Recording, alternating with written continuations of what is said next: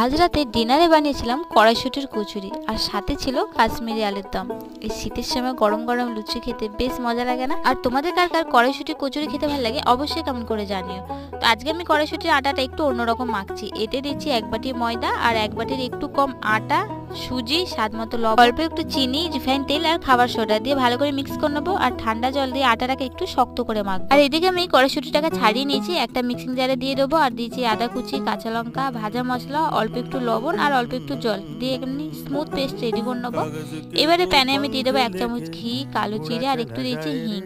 তারপরে কড়াইশুঁটির পেস্টটা দিয়ে ভালোভাবে একটু নেড়ে চড়ে নেবো। আর একটু শুকনো হয়ে গেলে সামান্য একটু চিনি দিয়ে আমি নামিয়ে নেবো। তারপরে ছোট্ট একটা লেচি করে কড়াইশুঁটির পুরটা ভরে আমি মুখটা মুড়ে দিয়ে বেলে নেবো। আর এটাকে গরম তেলে লুচিটাকে ভেজে নেবো। আর এদিকে দেখো লুচিটা কি সুন্দরভাবে ফুলেছে। আর এতে আটা আর সুজিটা দেওয়ার জন্য না লুচিটা বেশ নরম ছিল। আর আমাদের এখানে কড়াইশুঁটির কচুরি কিন্তু একদম রেডি।